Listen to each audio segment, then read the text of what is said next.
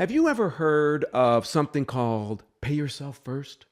Well, if you're like most people, that's where you're trying to get money to work for you instead of you working for money, right? Well, let me tell you, paying yourself first is a myth. And to prove it, I'm going to share with you one of the lessons from my debt free millionaire system called the pay yourself first myth. But before I share that lesson with you, do yourself a favor and subscribe to our channel. And when you subscribe to our channel, click the little bell so that you'll be notified when we post more videos like this. For now, let's go ahead and prove to you paying yourself first isn't all it's cracked up to be.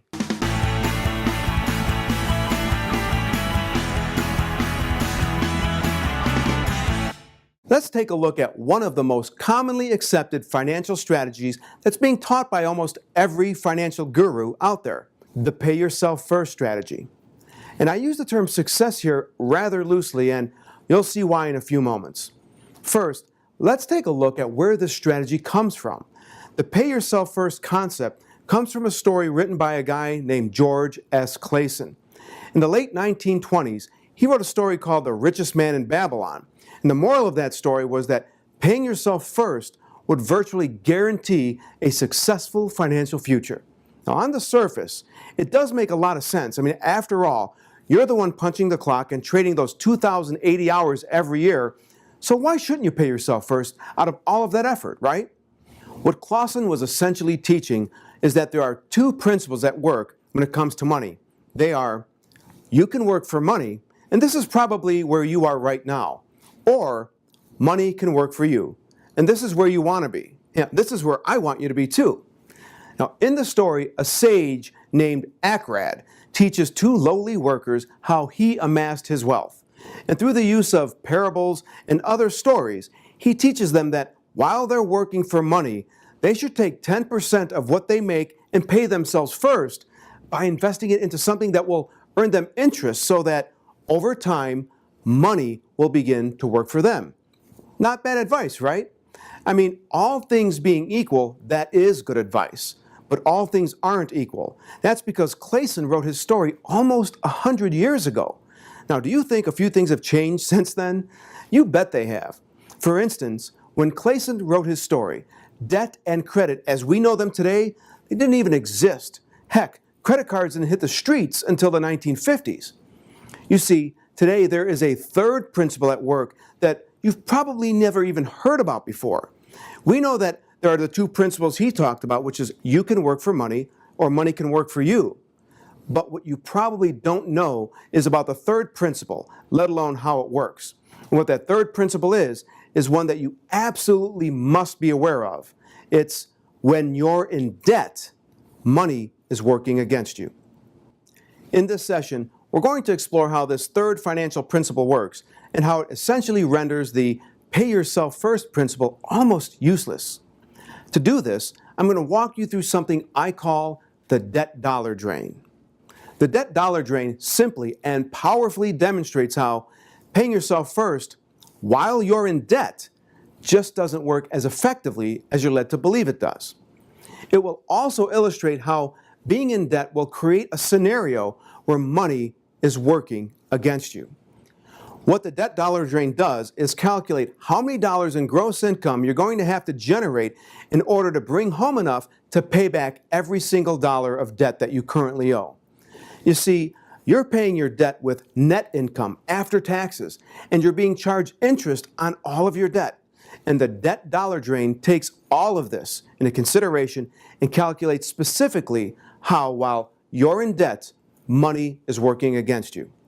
When you're done with this session, you can download the worksheet in the resources section to discover what your debt dollar drain is. But first, let's walk through this example so you understand how it works. In my book, The Debt-Free Millionaire, I created a sample family that I call the Fortunatos. Tom and Lisa Fortunato, well, they're your average family with two kids. And according to the U.S. Trustee's Office, the national average annual income for a family of four is about $76,000. But because the Fortunatos are a little bit above average and because I like using round numbers, their total gross annual household income is 80 grand. And they have a fairly average to slightly above average debt to income ratio of about 38.6%. They live like the normal family and have the following debt profile. They have a mortgage where they owe a little less than $195,000. They have 2 cars and owe a little less than $31,000 for both of them. And they have a handful of credit cards and they owe almost 13 grand on them all. When you total up their monthly debt payments, you get a total of $2,575 that they pay for these bills. So let's see what the Fortunatos have to pay all of these bills with. Remember, their gross annual household income is $80,000. If their income tax liability is an average of, say, 31%, 28% for federal and 3% for state, then they bring home about $55,200 a year, or $4,600 each month. And it's that $4,600 that they use to pay all their monthly debt service payments, the $2,575. If they're practicing the pay yourself first principle we're talking about here, and they're taking $460 a month and socking it away, not bad, right? I mean, that means they've got about $1,500 a month to pay things like living expenses, food, utilities, gas for both cars, haircuts for the family, birthday presents, Christmas and vacation funds. You get the picture. And since they're paying themselves first with that $460 and they're spending the rest to have a life, they can only afford to make the required minimum payments on all of their debt. Let's see what that looks like. A 30-year mortgage will require 360 payments of $1,335 a month, equaling $480,600 in total payments. Their 2 car payments are 5-year car loans, or 60 payments of $838 or $50,280. Credit card payments are a bit tricky because they're a different kind of debt. And when you make a payment on a credit card, a portion of that payment goes towards the interest and the rest goes towards lowering the balance. Then the next month, your payment is going to be calculated on the balance at that time. If the balance is lower, the payment for that billing cycle will also be lower. Like I said, kind of tricky. For now, let's assume that they keep making the required minimum payment each month and that they do not add to the balance. Doing that would mean it would take about $31,417 in total minimum payments to pay off all of those credit cards. When you add up all of those payments, the grand total is $562,297. Your personal numbers are probably different, maybe a little more, maybe a little less, but let's make it simple and let's believe that these are your numbers. Now let me ask you a rather important question. When you make all of those payments totaling well over $500,000, what kind of income are you making those payments with? The answer to that question is net income. The next question is, how much gross income do you need to generate so you can bring home $562,297 to make all those payments with? Remember, it's a fairly average tax bracket, 28% federal, 3% state for income taxes. That means your bring home pay is 69% of your gross pay. Here I go again, working the numbers. And now it's time for my obligatory statement regarding how important it is for you to understand how they work. Because remember, if you don't understand how these work, you'll continue to follow conventional wisdom, the kind that we've been talking about, and never achieve your financial goals, your personal wealth potential. Okay, let's get back to the numbers. To determine how much gross pay you'd have to earn to bring home that $562,297 that you'll be making all those payments with, the equation looks like this. Gross income necessary equals total payments divided by 1 minus the tax bracket, or $562,297 divided by 0.69. Wait, I can hear you. But what about the mortgage tax deduction? Won't that make a difference? Sure it will. So let's consider that as well. Man, I know this is getting to be seemingly pretty complex, but guess what? That is exactly what the folks at the top of the money food chain are counting on. They're counting on the fact that your eyes will glaze over and you'll just say, forget about it. But I'm not going to let that happen. So stick with me here. This is important. Adjusting the total you're going to pay with those after-tax dollars requires us to look at the amount of interest you'd pay over the life of your mortgage. In this case, the original amount of the loan was $205,000, remember? And 360 payments of $1,335 equal $480,600. So, simple subtraction of the original balance, the $205 grand, from the total amount paid, or $480,600, leaves us with $275,600 in total interest. Did you catch that? Almost 300 grand in interest. That sounds like a little more than 6.79% of $205,000, doesn't it? Well, to figure out how to adjust the total amount to be paid back, we need to determine first what the total mortgage interest tax deduction is. So we can deduct that from the $562,000 and change.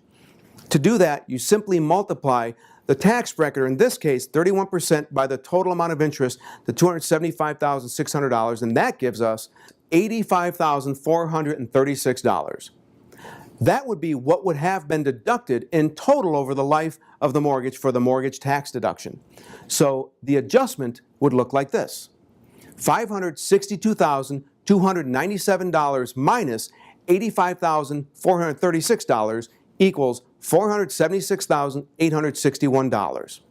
So when all is said and done, the total amount of payments for all of that debt would be $476,861 that you'd have to make with after-tax or net income. And to figure out how much gross income you'd have to generate in order to bring home that $476,861, we modify the equation to look like this. Gross income necessary equals $476,861 divided by 0.69. The gross income you'd have to generate to bring home the $476,000 and change is $691,103. That's almost $700,000. Now, I know you've never thought about it like this before, right? That's why it's so important that you understand how these numbers work, because when you don't, you wind up like everyone else, broke. Now, remember, we've been doing all of this math because I'm showing you how paying yourself first just doesn't work as advertised in today's economy. And I mentioned that it's because it's based on a financial philosophy that comes from a story, The Richest Man in Babylon, which was written almost a century ago by a guy named George S. Clason. And that when he wrote that story, debt and credit didn't exist like they do today.